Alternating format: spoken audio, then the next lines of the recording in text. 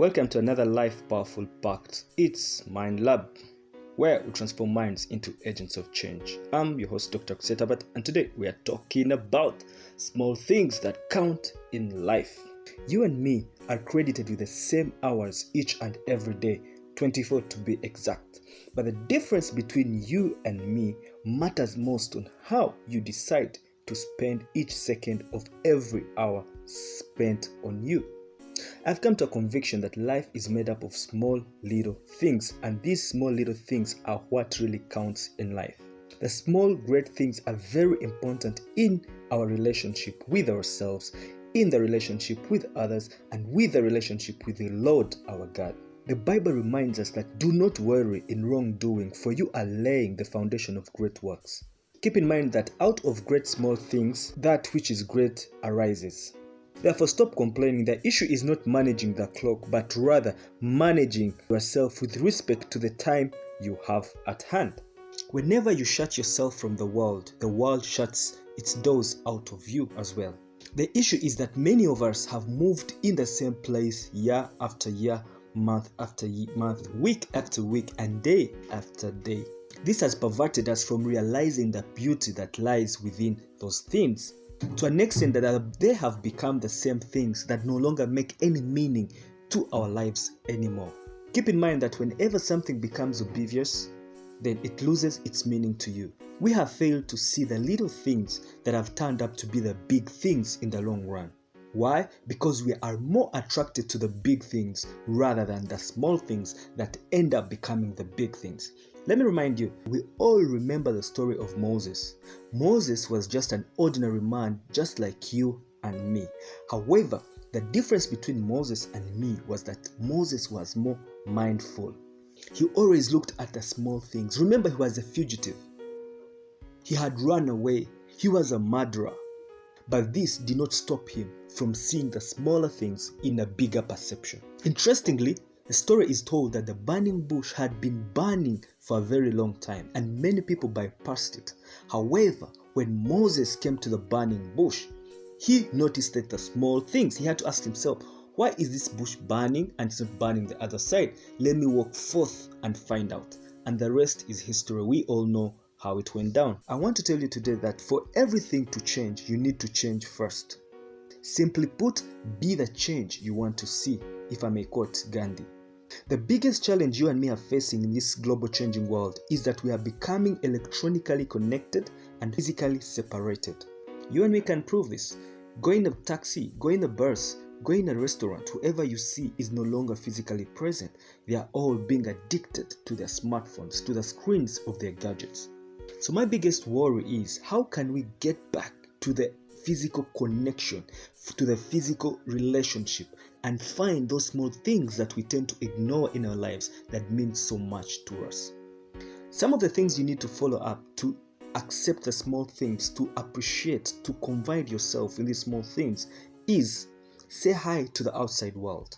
Do not allow the phone to become your inner instant world, because once you do, you'll keep it on so often that you lose track of the real world.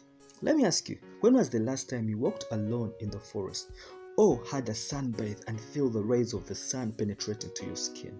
When was the last time you talked to yourself and felt your voice come out of your mouth? When was the last time you even appreciated who you are, took yourself out and asked for something that really means dear to you? The issue is that you are scared of yourself to an extent that you never hang out alone and always look for company from your friends. Easily spend on your friends than spending on yourself. The second thing, for you to absorb the small things, you need to absorb like a child. The issue is that you and me look so much, but we gather so little. Now, for you to change, you need to stop looking and start observing everything around you. Let nature nurture you. Let the winds, let the sun, let the storm, let the rains feel, and you absorb. Listen to the sound of the birds outside singing. Appreciate nature and let it allow its emotion penetrate through you so that you can be able to feel the soothing rhythm of how beautiful nature is. Use your ears to absorb the music of the day. Listen to the sound of the little birds all around. Listen to the sound of the cars that they move.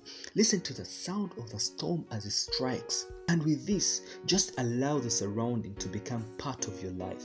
And once you do, you'll be able to rediscover yourself. Start now. Try and move away from other people's company, because we are all attracted to other people. In the long run, we forget who we are. We have become enslaved to our friends, to our gadgets, and we have lost touch of our own selves. To an extent that many cannot even watch any game by themselves, but rather move out to the crowd. Open up your mind. It's the possibility of the world. Accept the fact that change is inevitable and you are the constant. Matter of fact, for you to make the change, you need to determine the change first that you really want and work towards it and achieve that change that you want to change. When you learn to appreciate small things, it's when you open up the doors to unlock that treasure that is holding you and keeping away from you. Henry Ward once said that every man should have a good-sized cemetery in which to bury the faults of his friends. Therefore, for you to learn how to serve, you need to be engaged in serving of the other, not of your personal interest, but of the other person's interest. And therefore, not only will your deeds assist them, but rather you will put yourself in their problems and feel their perception of what they're going through. And this is what really counts, because it is the small things, well repeated, that create a difference in your life. I want to tell you, as we start to notice, as we start to do, as we start to move forward and do those small things that count in our lives, you are guaranteed that God watches over you, and through another person, He meets your needs. Therefore, it is important to serve each other and in God's kingdom so that we can all become better and move forward. Thank you for listening in. This is Mindlab Life. Kindly remember to subscribe, follow, and share on our social handles. It's Mindlab Inc. Be blessed and see you in our next episode. Mindlab, transforming minds into agents of change.